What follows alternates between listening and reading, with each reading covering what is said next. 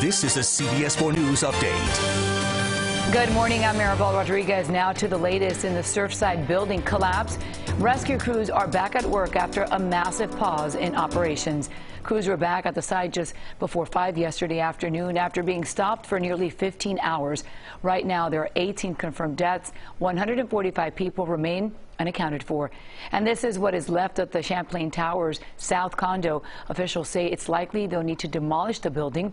Engineers noticed a shift in the rubble yesterday and called off the search temporarily over concerns the rest of the building could come down. President Biden and First Lady Jill Biden visited Surfside yesterday. The Bidens met with first responders, paid their respects at the Wall of Hope and Memorial, and spoke with families who are missing loved ones. Acting as consoler-in-chief, President Biden drew on his own experience of loss when his wife and daughter were killed in a car accident in 1972. The president pledged the federal government would cover 100% of the search and rescue costs for the first 30 days. Once again, if you'd like to help the victims of the Surfside collapse and their loved ones, CBS 4's Neighbors for Neighbors has established a fund. Call Neighbors for Neighbors at 305-597-4404 or log on to neighborsforneighbors.org/SurfsideFund. If it's easier for you, we have a QR code you can use right up on your screen. If you scan it now, it will take you to the donations page on our website. Help is pouring in, but anything you can do will certainly make a difference.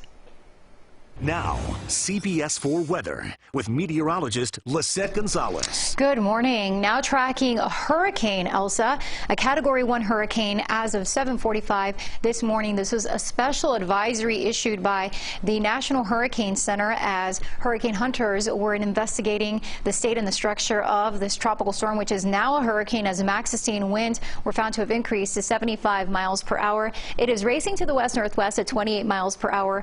Already Barbados and parts of the Windward Islands dealing with tropical storm conditions and even hurricane force conditions, because we are now aware that it is a hurricane. So we are going to continue with a very nasty weather there across the Lesser Antilles throughout the day today, and then it moves into the Caribbean, and even Puerto Rico will likely be dealing with tropical storm conditions. As of now, it is expected to weaken back to a tropical storm and then push towards Hispaniola as we head into tomorrow afternoon, impacting parts of Dominican Republic and Haiti, and then it'll likely move near over Jamaica, Cuba, heading into Sunday.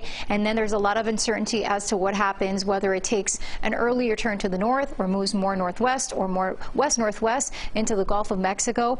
Right now, though, it is moving in our general direction, and most of the state of Florida is in that cone as we head into early next week. Although there is a lot of uncertainty, we need to stay updated throughout the weekend. Make sure you're alert and aware and staying connected to CBS Miami and CBSMiami.com.